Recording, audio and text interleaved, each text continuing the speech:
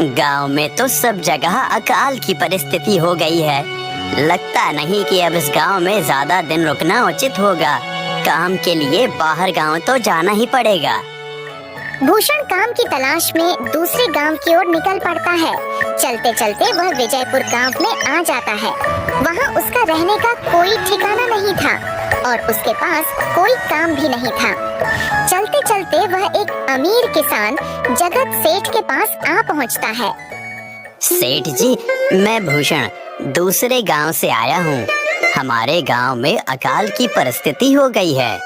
लोगों के खेत सूखे पड़े हैं। गांव में बूंद बूंद पानी के लिए लोग तरस रहे हैं। अगर मुझे आपके पास कुछ काम मिल जाएगा तो बहुत कृपा होगी बड़े भाई। अरे रे, लगता है तुम्हारी हालत बहुत खस्ता हो गई है। ठीक है, वैसे मेरे पास एक काम तो है, पर लगता नहीं कि तुम वो कर पाओगे।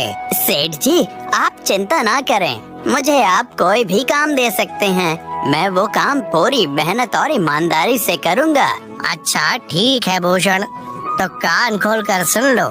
मेरे पास 50 गायें और 50 भैंसे हैं। तुम्हें हर रोज उन जानवरों का गोबर निकालना होगा और रोज सुबह शाम उन्हें चारा पानी देना होगा।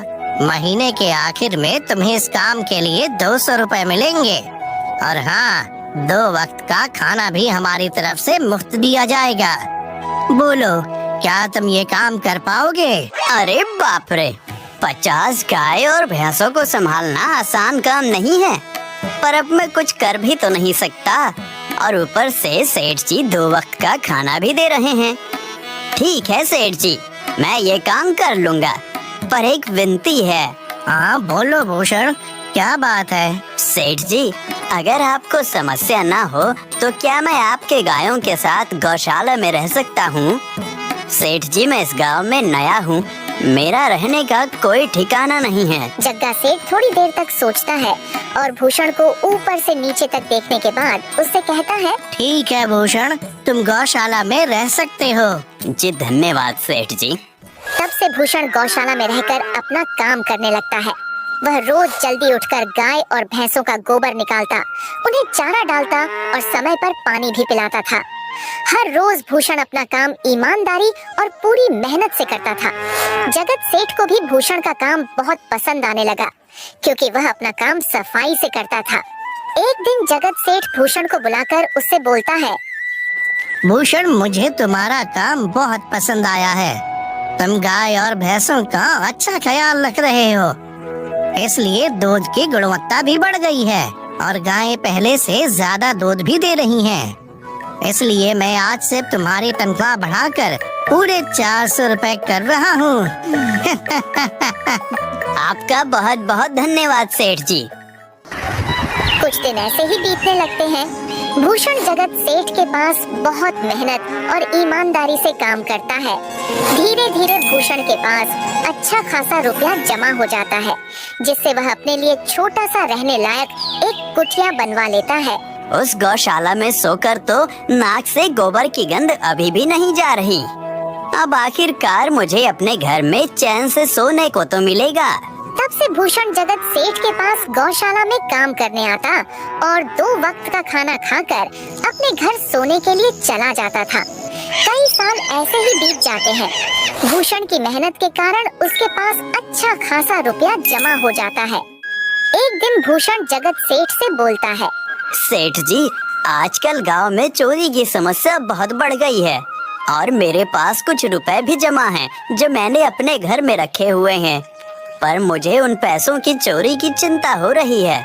आपको तो पता है कि मैं दिन भर आपके पास ही काम करता हूँ और सिर्फ रात में ही घर सोने जाता हूँ, इसलिए मुझे रोज उन पैसों की चोरी की चिंता सताती है। हाँ भूषण, तुम बात तो बिल्कुल सही कह रहे हो। आए दिन गांव में नए नए चोरी के किस्से सामने आ रहे हैं और दिन भर तो तुम्हारा घर खाली ही रहता है, तो चोरी होने की संभावना तो जरूर है। जगत सेठ थोड़ी देर सोचता है और फिर भूषण से कहता है, देखो भूषण, ऐसे समय में तो गांव में एक ही जगह है जहां पर तुम्हारा धन सुरक्षित रह सकता है, और वो है जमींदार का घर। क्या जमींदार का घर? हाँ भूषण, इस गांव के जमींदार बहुत ईमानदार और दयालु हैं। ऐसा मैंने कुछ लोगों से सुना है और उनके घर पर बहुत सारे पहरेदार भी हैं, तो चोरी होने की संभावना बहुत कम है। तुम अपने पैसे उनके पास रख सकते हो। अच्छा, ऐसा है क्या सेठ जी?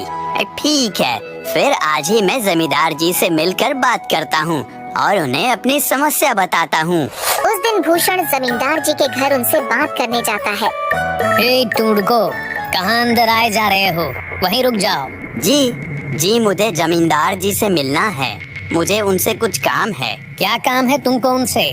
मुझे जरा बताओ। जी, मुझे कुछ पैसे रखवाने थे उनके पास, यही काम के लिए आया था मैं। अच्छा ठीक है, तुम अंदर जा सकते हो।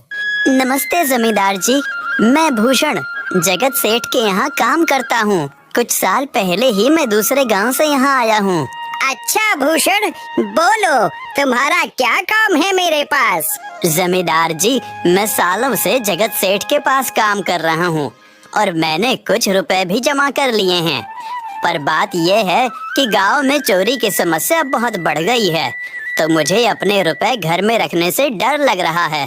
अच्छा, कितने रुपए जमा किए हैं तुमने? जमींदार जी, यही कोई 5 से 6 हजार रुपए होंगे मेरे पास। वाह, ये तो बड़ी रकम है। मैंने आपकी ईमानदारी के बारे में लोगों से बहुत सुना है, इसलिए मैं अपनी रकम आपके पास कुछ वक्त के लिए रखने आया हूँ। हाँ भूषण, तुमने बिल्कुल सही सुना है। तुम्हारी रकम मेरे पास पूरी तरह से सुरक्षित रहेगी। तुम अब चिंता ही छोड़ दो, मैं सब देख लूँगा। भूषण अपने पैसों की थैली जमींदार को दे देता है। ये पूरे 5,800 रुपए हैं, आप गिन कर देख लीजिए। गिनने की क्या जरूरत है? तुम तो जगत सेठ के आदमी हो, मुझे तुम पर पूरा विश्वास है। जमींदार जी, आपका बहुत बहुत धन्यवाद। अब मुझे चोरों का कोई डर नहीं है, क्योंकि मेरे पैसे सुरक्षित हाथों में हैं। अरे भूषण, कोई बात नहीं, धन्यवाद तो मुझे बोलना चाहिए, जो तुम मेरे पास आए अपने रुपए रखने के लिए। भूषण अपने पैसे जमींदार को देकर अपने घर चला जाता है। हाँ भूषण, तुम्हारे पैसे मेरे हाथों में ही अच्छे लगते हैं। ऐसे ही भूषण ईमानदारी और मेहनत से जगत सेठ के यहाँ काम कर रहा था। देखते ही देखते 2 साल ऐसे ही बीत जाते हैं। एक दिन भूषण सोचता है, अब बहुत साल हो गए जगत सेठ के यहाँ काम करते हुए। वैसे सेठ जी तो बहुत अच्छे इंसान हैं, पर सोच रहा हूँ कि खुद की जमीन लेकर उस पर मेहनत करूँ, तभी मैं बड़ा आदमी बन सकता हूँ। अब जो मेरे पास थोड़े कुछ पैसे हैं और जो जमींदार के पास कुछ पैसे संभालने के लिए दिए हैं, वो जमा करके थोड़ी जमीन खरीद लूँगा। आज ही जमींदार से मिलने जाता हूँ और अपने रुपए मांगता हूँ। ये सोचकर भूषण जमींदार जी के घर चला जाता है। जमींदार जी, मैं अपने रुपए वापस लेने आया हूँ। आपके पास मैंने 5,800 रुपए दिए थे संभालने के लिए। अरे भाई साहब, मैंने पहचाना नहीं आपको, वैसे कौन हो आप? अरे जमींदार जी, मैं भूषण हूँ। पिछले साल मैंने आपको पैसे संभालने के लिए दिए थे, याद आया कुछ? अरे भाई साहब, मेरे पास कितने सारे लोग आते जाते हैं पैसे रखने के लिए, और सभी के साथ मेरा अच्छा व्यवहार होता है। वैसे आपके पास कोई कागजात हैं क्या? क्योंकि मैं हर व्यक्ति से कागज पर ही व्यवहार करता हूँ। किसने कितने पैसे दिए, किसके कितने पैसे रखे हैं, सबका व्यवहार रहता है मेरे पास। जमींदार जी, ये आप क्या बात कर रहे हैं? आपकी ईमानदारी देखकर ही मैंने आपको पैसे दिए थे संभालने के लिए, और आप अब ऐसी बातें कर रहे हैं। कृपया करके मेरे पैसे मुझे वापस कीजिए। हाँ भूषण, मैं ईमानदारी से ही काम करता हूँ, इसलिए तो तुमसे मैं डॉक्यूमेंट्स मांग रहा हूँ। क्या तुम्हें पता नहीं, जब तुम किसी से पैसों का व्यवहार करते हो तो तुम्हें स्टाम्प पेपर पर लिख कर देना पड़ता है।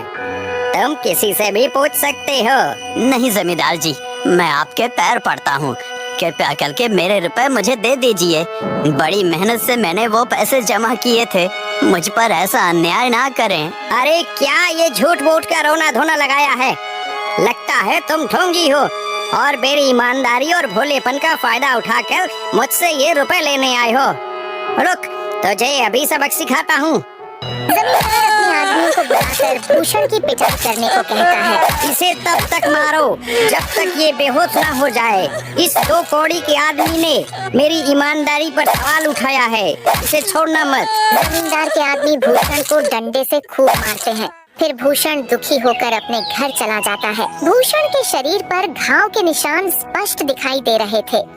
2 दिन से भूषण घाव के दर्द के कारण जगत सेठ के घर काम के लिए नहीं जा पाता है। इसलिए अगले दिन जगत सेठ भूषण के पास आ जाते हैं। वह देखते हैं कि भूषण खाट पर सो रहा है और वह बड़ा ही चिंता में नजर आ रहा है।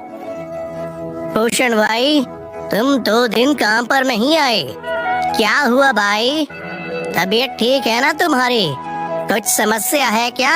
अरे सेठ जी, आप खुद यहाँ आए हो।